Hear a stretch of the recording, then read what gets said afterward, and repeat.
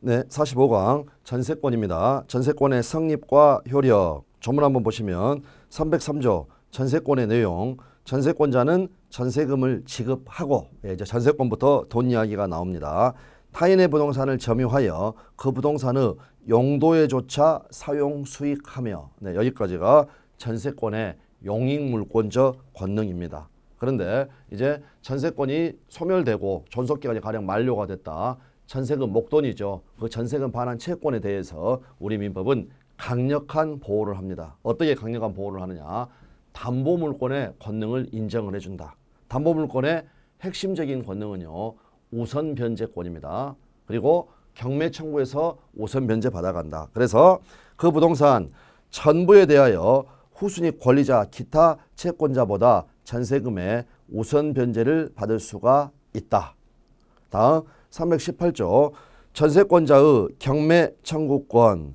전세권 설정자가 전세금의 반환을 지체한 때에는 전세권자는 민사집행법의 정한 바에 의하여 전세권의 목적물의 경매를 청구할 수 있다. 그러면 이 조문에서 먼저 확인을 하여야 될 판례가 건물 일부 전세권 사례입니다. 그러면 예를 들어서 건물이 있는데 이 건물의 1층에 대해서 건물 일부에 대해서 용익물권은 일부가 가능하니까 전세권을 가지고 있다. 그랬을 때 이 친구는요, 이 친구는 건물 전부에 대해서 경매를 신청할 수 있다 하면은 X가 됩니다. 방금 조문에 뭐라고 되어 있습니까? 전세권의 목적물에 경매를 청구할 수 있다. 목적물에.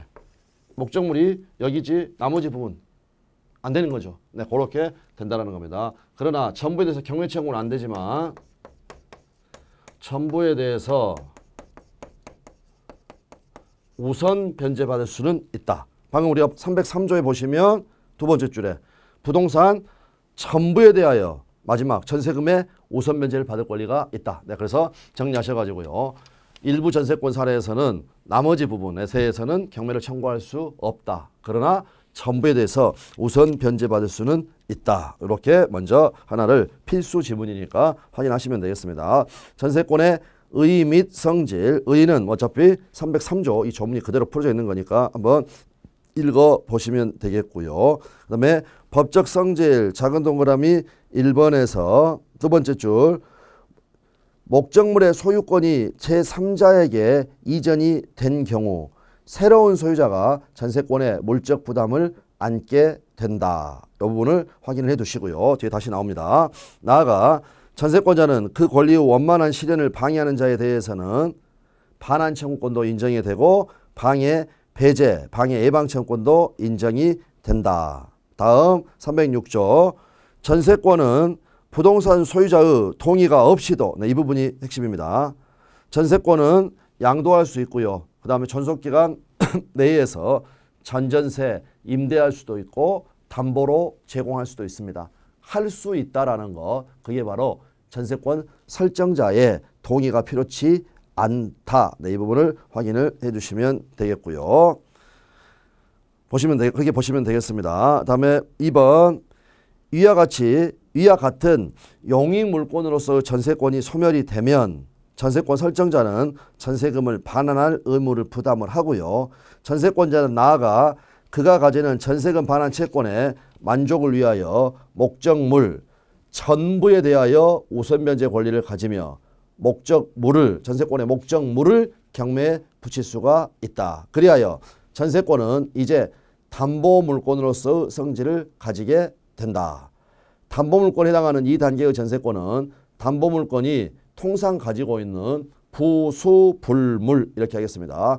부종성, 수반성, 불가분성, 물상, 대의성을 갖게 된다. 그러면 이제 물상, 대의 사례. 그래서 이거는 사례는요. 전세권, 저당권 사례. 필수 판례입니다. 다른 제목으로는 이거는 물상, 대의 사례. 자, 갑소유의 부동산의 을에게 전세권을 설정을 했다. 그런데 을이 이 전세권을 가지고 가가지고 병한테 저당권을 설정을 해주고 담보대출을 받았다. 그런데 전세권의 존속기간이 만료가 되었다. 그렇게 되면 용익물권으로서 전세권은 말소등기 없이도 소멸합니다. 그러면 목적물이 멸실됐으니까 목적이 된 권리가 목적이 지금 사라졌으니까 저당권도 없어진다라는 거. 그래서 전세권에 지금 저당권이 설정되어 있죠. 그래서 전세권, 저당권 사례. 그러나 존속기간이 만료가 되게 되면 용익물권으로서 전세권은 소멸하지만 어른이 이제 뭘 갖게 됩니까? 전세금 반환 채권을 갖게 된다. 이게 바로 요것의 가치 변형물이다. 그러면 이 전세금, 저당권은 소멸했지만 가치 변형물이 있을 때에는 이 저당권은 이 채권, 전세금 반환 채권을 압류해 가지고요. 물상대위, 가치 변형물 위에 가가지고 물상 대신 위치하게 된다. 그래서 아주 중요한 그러한 사안이고, 실제 이제 시험 자체에서 자주 나오는 질문은요. 전세권에 저당권을 설정한 경우에 저당권자는 전세권이 존속기간이 만료가 되더라도 전세권 자체에 대해서 저당권을 실행할 수 있다 하면은 틀린 질문이 된다는 거 물상 대의할 수 있을 뿐이다. 이렇게 알아두시면 되겠습니다. 다음에 전세권의 성립 양가로 1번 전세권의 설정. 전세권은 설정 합의와 등기에 의해서 성립한다. 작은 동그라미 2번 당사자 사이에 너무나 당연한 겁니다. 전세권 설정 계약이 체결된 경우에 그 일방 당사자인 전세입자는 특별한 사정이 없는 한 상대방에 대해서 약속대로 등기해달라 라고 할 수 있겠죠. 등기까지 해야 전세권을 취득하니까 전세권 설정 등기를 청구할 수 있다. 이렇게 나와 있고요. 다음 이제 전세금 이야기가 나와 있죠. 전세금. 네, 그 부분에 대한 이제 판례를 확인을 하면 되겠습니다. 네, 이 판례는 도배업자 사례.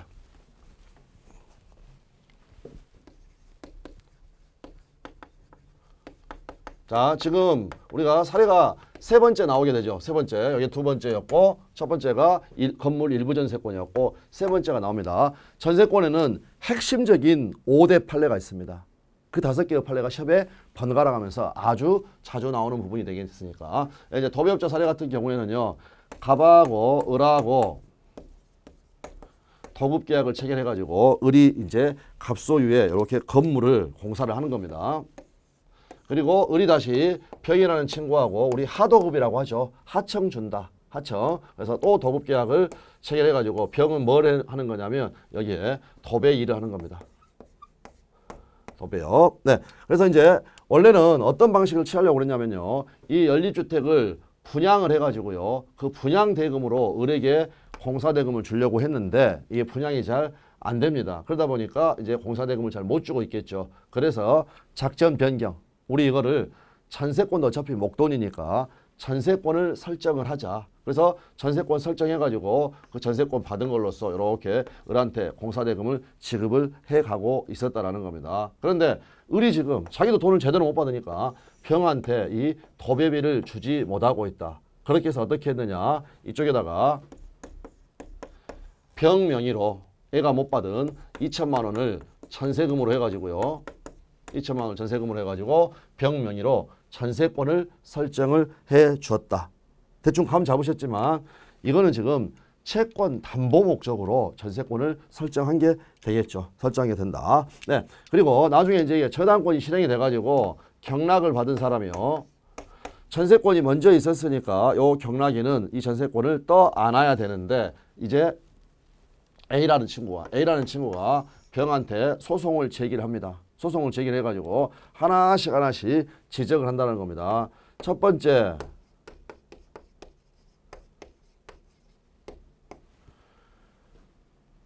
병이 갑한테 전세금 지급한 거 없는데요? 라고 이야기를 했습니다. 그러니까 우리 판례가 뭐라고 그러느냐.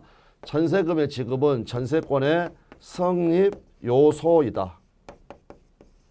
그러나 그 지급은 반드시 현실적으로 수수되어야 하는 것은 아니고 기존 채권으로 지급에 가름할 수 있다. 하니까 아무런 문제가 없게 되어 버립니다. 다음에 303조 조문을 보시면요. 부동산을 전세권자가 점유해가지고 용도에 조차 사용 수익한다고 그랬습니다. 근데 얘는 여기 저희 담보 목적이니까 여기를 점유하지 않죠. 그래서 이거 인도 안 됐는데요 라고 이야기를 하니까 뭐라고 이야기했느냐, 목적물의 인도는 성립 요소가 아니다 라고 이야기를 했다는 겁니다. 그랬더니 또 A라는 친구가 뭐라고 하냐면, 좋다, 내가 이거 담보 목적으로 전세권 설정한 것까지 인정을 해 주겠다.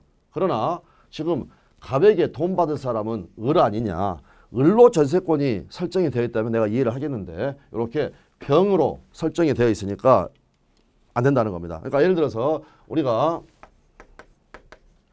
주택은행에서 돈을 빌리면 주택은행이 채권자고, 그 다음에 담보대출 받으면 이 채권자가 저당권자가 되는 게 원칙입니다. 자, 가령 A라는 친구가 아파트도 담보물도 다 있고요. 주택은행 가가지고 나 1억 원만 대출 좀 해줘. 저당권 설정 대출 해줘.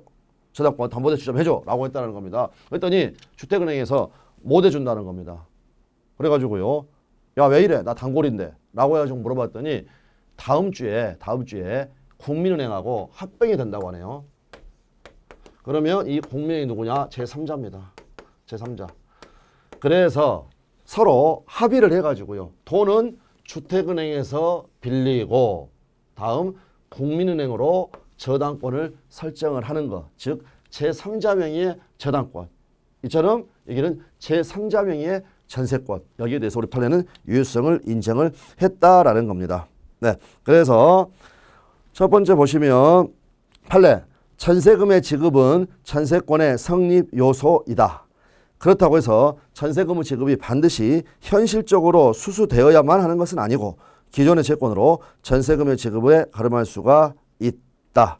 다음, 전세권이 용익물권적 성격과 담보물권적 성격을 겸비하고 있다는 점, 이것도 기출이 되겠고요. 다음, 목적물의 인도는 전세권의 성립 요건이 아닌 점 등에 비추어 볼 때 당사자가 주로 채권 담보 목적으로 전세권을 설정을 했고 그 설정과 동시에 목적물을 인도하지 아니한 경우라고 할지라도 장차 전세권자가 목적물을 사용 수익하는 것을 완전히 배제하는 것이 아니라면 그 전세권 효력을 부인할 수는 없다. 그래서 이 마지막 부분 어떻게 생각하시면 되냐면, 만약에 이 2천만 원을 못 받는다 그러면 들어가서 살기라도 해야 되겠구나, 이렇게 해서 해주시면 되겠습니다. 다음 판례. 전세권이 담보물권적 성격도 가지는 이상 부종성과 수반성이 있는 것이기는 하지만, 그러니까 채권자가 전세권자가 되는 게 원칙이지만 채권 담보를 위하여 담보권을 설정하는 경우에 채권자와 채무자 및 제3자 사이에 합의가 있으면 채권자가 그 담보권의 명의를 제3자 도배업자로 하는 것도 가능하다. 채권자가 을이 그 명의를 요 도배업자로 하는 것도 가능하다. 이 부분 보시면 되겠습니다. 2번 보시면 되겠고, 다음에 전세권의 존속기간 나와 있습니다. 거기서 312조가 나와 있고요. 전세권은 10년을 넘지 못한다는 최장기의 제한이 있습니다. 그리고 2번은요. 핵심이 건물 전세권에만 존속기간을 1년 미만으로 정한 때는 이를 1년으로 한다라는 최단 존속기간이 있고요. 3번 전세권의 설정은 이를 갱신할 수가 있다. 이거는 합의로 갱신하는 겁니다. 그러니까 갱신 등기가 필요하는데, 이제 4번이 법정 갱신입니다. 이 역시 건물 전세권에 있다는 것. 건물의 전세권 설정자가 전세권의 존속기간 만료 전 6월부터 1월까지 사이에 전세권자에 대하여 갱신 거절의 통지라든지 조건을 변경하지 않으면 갱신하지 않겠다는 뜻의 통지를 하지 아니한 경우에는 그 기간이 만료된 때에 전 전세권과 동일한 조건으로 다시 전세권을 설정한 것으로 본다. 이 경우 전세권의 존속기간은 우리 시험 틀린 지문으로 해가지고는요 2년으로 한다 하면 X가 되겠고, 어떻게 되어 있습니까? 정함이 없는 것으로 본다. 보시면 되겠습니다. 다음 그 가장 밑에 나와 있는 작은 동그라미 4번만 다시 확인합니다. 그 밖에 우리 민법은 건물 전세권자의 지위를 강화하기 위하여 최단 존속기간과 법정 갱신 제도를 두고 있다. 네, 이렇게 확인하시면 되겠습니다. 다음 이제 전세권이 법정 갱신될 수 있다고 그랬죠. 물론 건물 전세권이지만 이것도 법정 갱신이니까 자주 나오는 판례입니다. 등기 없이도 설정자나 목적물을 취득한 제3자에 대하여 권리를 주장할 수 있다. 나와 있고요. 전세권의 효력, 전세권자의 목적물 점유와 사용 순위, 사용 수익 1번, 2번 그대로 읽어봐 주시면 되겠고요. 다음에 304조 조문 한번 보시면 타인의 토지에 있는 건물에 전세권을 설정을 했을 때에는 전세권 효력은 그 건물의 소유를 목적으로 한 지상권 또는 임차권에 미친다. 그래서 그림만 빨리 떠오르시면 되겠습니다. 갑소유 토지 위에 을이 예를 들어서 지상권이나 임차권을 가지고 을이 건물을 지었다. 을이 건물을 짓고 이 건물에 병에게 전세권을 설정을 해주게 되면 병은 건물에 대해서 전세권자를 가지고 있는 거지 갑소유의 토지하고 병하고는 아무런 법률관계가 없죠. 그러나 건물 쓰려면 토지 사용해야 되죠. 그래서 방금 304조는요. 요 을의 지상권에 효력이 미친다 이렇게 되어 있습니다. 그러면 병의 전세권이 지상권에 효력이 미치고 있기 때문에 을은 병의 동의 없이는 이 지상권을 소멸케 하지 못한다. 그게 이제 2항에 나와 있고요. 305조는요. 우리가 관습상의 법정지상권 이야기를 하면서 법률 규정에 의한 법정지상권 305조. 자, 그림은 갑, 법정지상권은 같아야 되니까. 그리고 여기 건물에다가 을한테 가령 전세권을 설정을 해줬다. 이 상태에서 토지 소유자가 바꿨다. 같다가 달라졌다. 그러면 을은 전세권자, 갑은 전세권 설정자. 누가 법정지상권을 취득을 하느냐. 법정지상권은 건물 소유자에게 인정되는 권리니까 전세권자 하면은 X가 되겠고 전세권 설정자. 네, 그것만 확인을 해주시면 되겠습니다. 네, 쭉 이렇게 나머지 봐주시면 되겠고요. 다음